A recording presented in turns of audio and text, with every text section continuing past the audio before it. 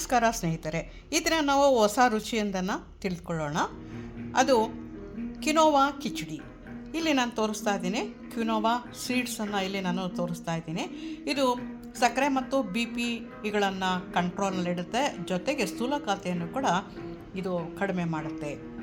ಸ್ಥೂಲಕಾಯದವರು ಇದನ್ನು ಡಯಟ್ ರೂಪದಲ್ಲಿ ಕೂಡ ತೊಗೊಳ್ಬೋದು. ತೊಗೊಂಡಾಗ ಅವರ ದೇಹದ ಒಂದು ತೂಕ, ಸ್ಥೂಲಕಾಯತೆ ಕಡಿಮೆ ಆಗ್ತಾ ಹೋಗುತ್ತೆ. ಇದರ ಜೊತೆಗೆ ಇನ್ನಿತರ ಪದಾರ್ಥಗಳನ್ನು ಕೂಡ ನಾನು ತೊಗೊಂಡಿದ್ದೀನಿ. ಅದೆಂದರೆ ಹೆಸರುಬೇಳೆ.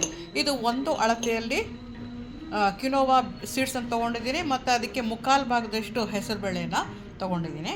ಉಳಿದಂತೆ ಅದಕ್ಕೆ ಬೇಕಾಗುವಂತಹ ಪದಾರ್ಥಗಳು ಬಟಾಣಿ ತೊಗೊಂಡಿದ್ದೀನಿ, ಹಸಿ ಬಟಾಣಿ ತೊಗೊಂಡಿದ್ದೀನಿ, ಮತ್ತು ಕೊತ್ತಂಬರಿ ಸೊಪ್ಪನ್ನು ತೊಗೊಂಡಿದ್ದೀನಿ, ಮತ್ತು ಇಲ್ಲಿ ಹಸಿಮೆಣಸಿನ್ಕಾಯಿ ತೊಗೊಂಡಿದ್ದೀನಿ, ಮತ್ತು ಇಲ್ಲಿ ಜೀರಿಗೆಯನ್ನು ಕೂಡ ಇಲ್ಲಿ ನಾನು ತೊಗೊಂಡಿದ್ದೀನಿ, ಮತ್ತು ಜಿಂಜರ್ ಗಾರ್ಲಿಕ್ ಪೇಸ್ಟ್ ಕೂಡ ನಮಗೆ ಬೇಕಾಗುತ್ತೆ, ಮತ್ತು ಒಂದು ಚಿಟಿಕೆ ಗರಂ ಮಸಾಲೆ ಕೂಡ ನಮಗೆ ಬೇಕಾಗುತ್ತೆ. ಇದಿಷ್ಟು ನಾವು ಕಿನೋವಾ ಕಿಚಡಿ ಮಾಡೋಕ್ಕೆ ಬೇಕಾದಂತಹ ಪದಾರ್ಥಗಳು.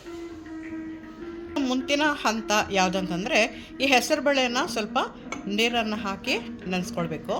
ಮತ್ತು ಈ ಕಿನೋವಾ ಸೀಡ್ಸ್ಗೂ ಕೂಡ ನಾವು ನೀರನ್ನು ಹಾಕಿ ನೆನೆಸ್ಕೋಬೇಕು. ಒಂದು 10 ನಿಮಿಷ ಇದನ್ನು ನೆನೆಯೋಕ್ಕೆ ನಾವು ಬಿಡಬೇಕು.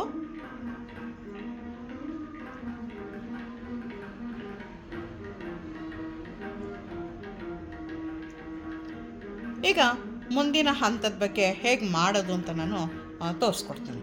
ಕುಕ್ಕರ್ನಲ್ಲಿ ನಾನು ಸ್ವಲ್ಪ ಎಣ್ಣೆ ಹಾಕ್ಕೊಂಡಿದ್ದೀನಿ. ಮೊದಲು ಜೀರಿಗೆನ ಹಾಕೋಬೇಕು.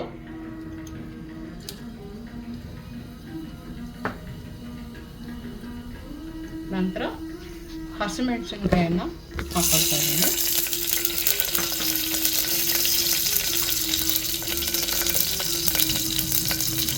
ಮತ್ತೀಗ ಹಸಿ ಬಟಾಣಿನ ಕೂಡ ಸೇರಿಸ್ತಾ ಇದ್ದೀನಿ.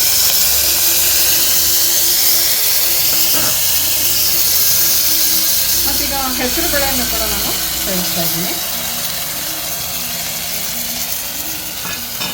ಇದೇ ಒಗ್ಗರಣೆಯಲ್ಲಿ ನಾವು ಒಂದು 2 ನಿಮಿಷ ಫ್ರೈ ಮಾಡ್ಕೋಬೇಕು ಹೆಸರು ಬೇಳೆನ.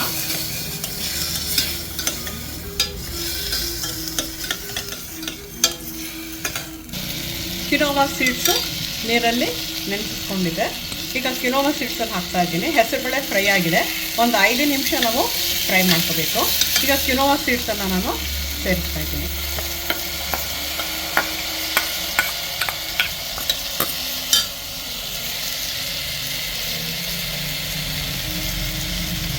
ಅದೇ ಅಳತೆಯಲ್ಲಿ ನಾನು ಒಂದು 3 ಗ್ಲಾಸ್ ನೀರನ್ನು ಸೇರಿಸ್ತಾ ಇದ್ದೀನಿ.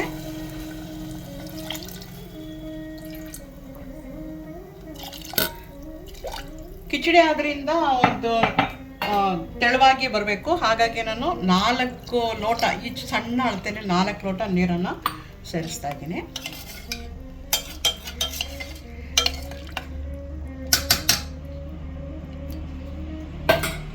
ಈಗ ಸ್ವಲ್ಪ ಕೊತ್ತಂಬರಿ ಸೊಪ್ಪನ್ನು ಸೇರಿಸ್ತಾ ಇದ್ದೀನಿ.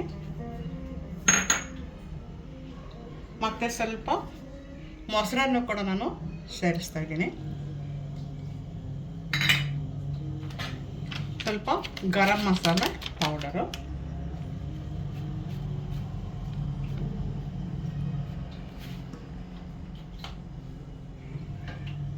ಮತ್ತು ಸಾಲ್ಟನ್ನು ಕೂಡ ನಾನೀಗ ಸೇರಿಸ್ತಾ ಇದ್ದೀನಿ.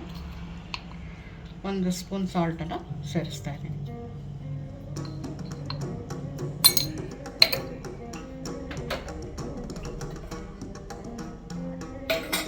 ಮತ್ತು ಸ್ವಲ್ಪ ಜಿಂಜರ್ ಗಾರ್ಲಿಕ್ ಪೇಸ್ಟನ್ನು ಕೂಡ ನಾನಿಲ್ಲಿ ಹಾಕ್ತಾ ಇದ್ದೀನಿ.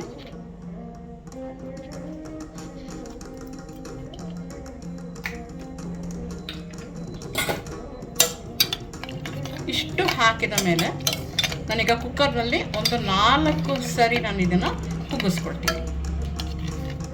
ಕಿನೋವಾ ಹೆಸರುಬೇಳೆಯ ಒಂದು ಕಿಚಡಿ ಸಿದ್ಧವಾಗಿದೆ. ಗಮ್ ಅಂತ ಸುವಾಸನೆ ಬರ್ತಾ ಇದೆ. ಇದಕ್ಕೆ ಒಂದು ಸ್ವಲ್ಪ ತುಪ್ಪನ ಸೇರಿಸ್ಕೊಂಡು ತಿಂದರೆ ಅದರ ರುಚಿ ಇಮ್ಮಡಿ ಆಗುತ್ತೆ. ಇದರ ಬಗ್ಗೆ ನೀವು ಒಂದ್ಸರಿ ಮಾಡಿ ನೋಡಿ, ನಂತರ ನಿಮ್ಮ ಸಲಹೆ ಸೂಚನೆಗಳನ್ನು ಕೊಡಿ. ಇದು ಎಷ್ಟು ರುಚಿಯಾಗಿರ್ಬೋದು, ತಿನ್ಬೋದಾ ಅನ್ನೋದು ಕೂಡ ನೀವೇ ಆಲೋಚನೆಯನ್ನು ಮಾಡಿ. ಇದು ನಮ್ಮ ದೇಹದ ಆರೋಗ್ಯವನ್ನು ಕೂಡ ಕಾಪಾಡುತ್ತೆ. ಫೈಬರ್ ಕಂಟೆಂಟ್ ತುಂಬ ಇರೋದ್ರಿಂದ ಶುಗರು ಮತ್ತು BPಯ ಒಂದು ಕಂಟ್ರೋಲ್ ನಮಗೆ ಸಿಗುತ್ತೆ. ಜೊತೆಗೆ ಒಂದು ಸ್ಥೂಲಕಾಯ ಇರುವಂಥವ್ರು ಕೂಡ ಇದನ್ನು ಸೇವಿಸ್ತಾ ಬಂದರೆ, ಇದಕ್ಕೆ ಬೇಕಾದರೆ ನೀವು ಬೇರೆ ಬೇರೆ ತರಕಾರಿಗಳನ್ನು ಕೂಡ ಸೇರಿಸ್ಕೊಂಡು ಹೋಗ್ಬೋದು. ನಾನಿಲ್ಲಿ ಬರೀ ಬಟಾಣಿ ಮಾತ್ರ ಹಾಕಿದ್ದೀನಿ. ನೀವು ಬೇರೆ ಬೇರೆ ತರಕಾರಿಗಳನ್ನು ಹಾಕ್ಕೊಂಡ್ರೂ ಕೂಡ ರುಚಿ ಇನ್ನೂ ಜಾಸ್ತಿ ಆಗುತ್ತೆ. ಇದು ನಮ್ಮ ಬಾಡಿಗೆ ಒಂದು ಡಯಟ್ ರೀತಿಯಾದಂತಹ ಒಂದು ಕಿಚಡಿ. ಆದರೆ ಅಷ್ಟೇ ರುಚಿಯಾಗಿರುವಂಥ ಒಂದು ಕಿಚಡಿಯನ್ನು ನೀವು ಮಾಡಿ ನೋಡಿ, ನಿಮ್ಮ ದೇಹದ ಆರೋಗ್ಯವನ್ನು ಕಾಪಾಡಿಕೊಳ್ಳಿ. ನಮಸ್ಕಾರ.